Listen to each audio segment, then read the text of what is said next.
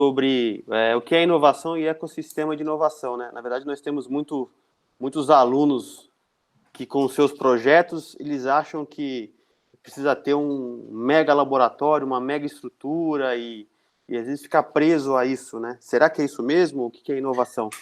Doutor Guilherme. O problema é um pouquinho mais amplo, mais complexo, pode ser um pouco mais simples. Eu vou apresentar de uma forma rápida, mas com um certo nível de amplitude social.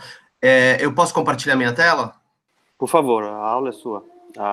Eu agradeço a oportunidade. Como que eu compartilho?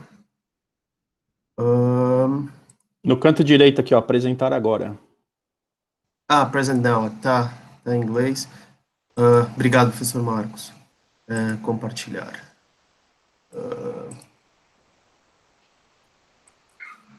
Foi? Ainda não. Agora, está indo, foi. Está indo. Então,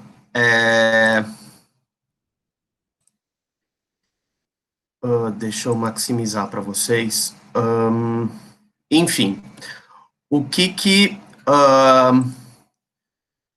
quando a gente fala de inovação, normalmente a gente pensa da seguinte maneira, o meu roteiro é o seguinte, eu vou apresentar o conceito de inovação, com base na literatura, eu vou apresentar o conceito de sistema ou ecossistema de inovação, e eu vou relacionar os dois conceitos. Está todo mundo me ouvindo bem? Tá ótimo, tá ótimo. Ok. É bastante comum, e eu estou mostrando de forma bastante aberta, é bastante comum, porque está no Manual de Oslo, que talvez seja o documento mais importante acerca da inovação, quando se fala de inovação, a gente acreditar que a inovação é um novo produto, processo, serviço disponibilizado pela empresa para a sociedade. Isso é comum e isso é operacional, isso faz parte da definição e é parte importante, todavia tão importante quanto qualquer outra que faz parte do processo lato sensu. Essa definição de produto disponibilizado pela empresa, processo disponibilizado pela empresa, serviço disponibilizado pela empresa, ela oculta talvez o grande problema de inovação. E ela retrata uma parte ínfima, bastante pequena do que a gente chama de inovação. Lá atrás, a segunda edição do Manual de Oslo, de 1997, ela colocou exatamente isso, dizendo que está escrito: a inovação está no centro da economia baseada no conhecimento e é um fenômeno mais complexo e sistêmico do que se pensava anteriormente. Só para localizar vocês no tempo, a primeira Blue Sky Conference, o que é a Blue Sky Conference? É a conferência da OCDE que discute os parâmetros para medir o que é inovação. A primeira foi em 1996, ela é uma conferência extremamente importante, ela ocorre de 10 em 10 anos. Então, 96, 2006, a última foi agora 2016. Tá aí, essa segunda edição do Manual de Oslo foi imediatamente depois dessa primeira conferência. Então, para vocês entenderem de forma bastante gráfica o que eu estou falando, isso aqui é a estrutura do Global Innovation Index, que é o indicador de inovação mais importante que existe, inclusive aquele que o Brasil está se baseando nesse momento, mas que todos os países se baseiam para produzir política de inovação, falar de inovação, pensar em inovação.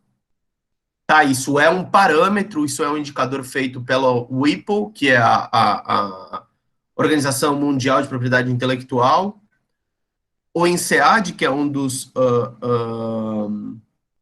das pós-graduações, um dos MBAs mais importantes do mundo, francês, e a Universidade de Cornell também, bastante importante.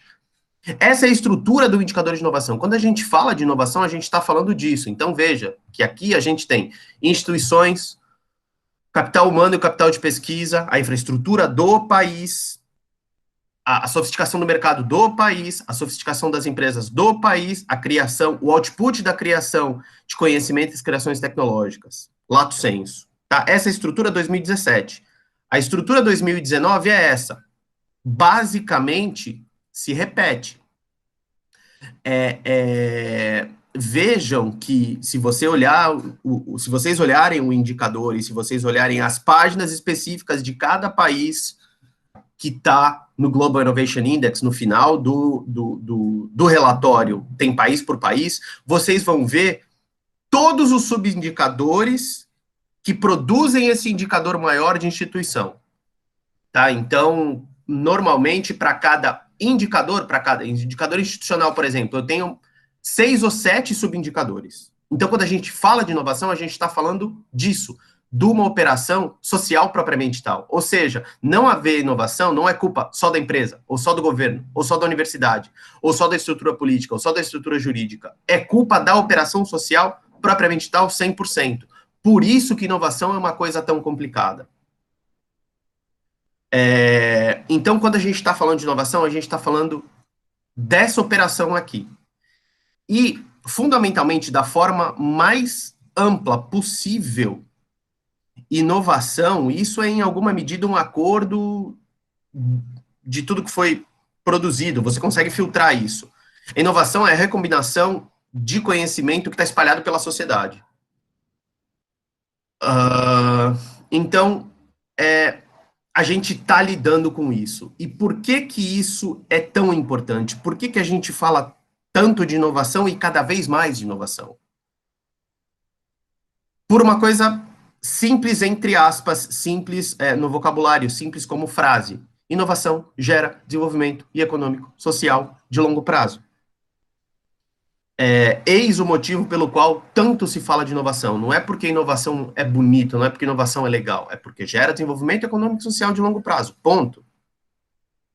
Então, finalizando, ou começando a finalizar, o que é inovação? Inovação é um processo que envolve toda a sociedade, todos os campos do conhecimento. Todos, inclusive arte. Pensem no Steve Jobs, por exemplo, alterando o design de computador, e inovação disruptiva normalmente envolve arte. Os colégios China, Japão, Coreia do Sul têm ênfase em arte por conta disso.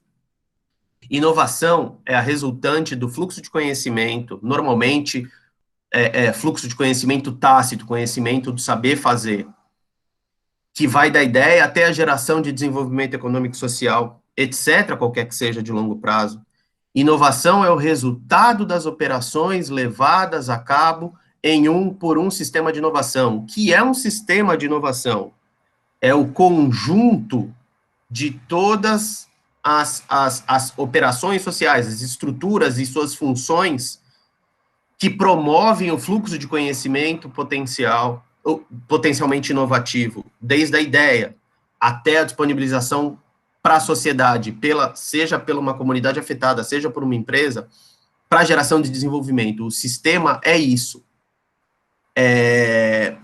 Fundamentalmente, a inovação é o que gera desenvolvimento econômico e social de longo prazo. Ou seja, a gente pensa uma coisa, produto disponibilizado ou processo disponibilizado, e isso é operacional, esse é o output que se procura. Ocorre que o produzir ou não produzir isso, e o que é isso, está relacionado à operação social na sua totalidade. Sem isso, não existe inovação. E aí você pode ampliar para uma discussão relacionada a desenvolvimento, que a ocorrência ou não, e isso é fundamental, de desenvolvimento ou subdesenvolvimento no país, diz respeito a quanto é alinhado esse fluxo de conhecimento. Ou seja, países desenvolvidos são países que, de maneira simples, têm um alinhamento maior do fluxo de conhecimento potencialmente inovativo, da ideia até a transformação. Esses são os países desenvolvidos, ponto. Os países que não têm desenvolvimento são países onde o fluxo é desalinhado.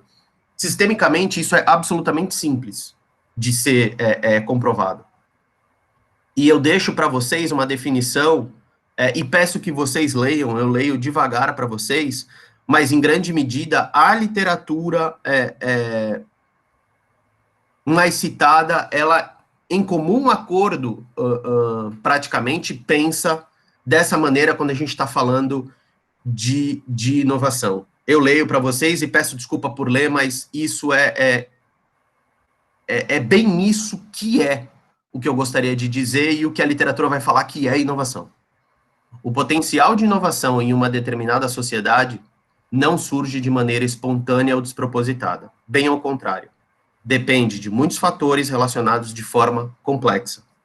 Dentre eles, a existência de instituições e arranjos institucionais criados para fomentar atividades inovadoras por meio de políticas públicas e contratos públicos privados consistentemente concebidos, estruturados e a todo tempo aperfeiçoados. Não se pode, contudo, tomar a existência desses requisitos como um dado.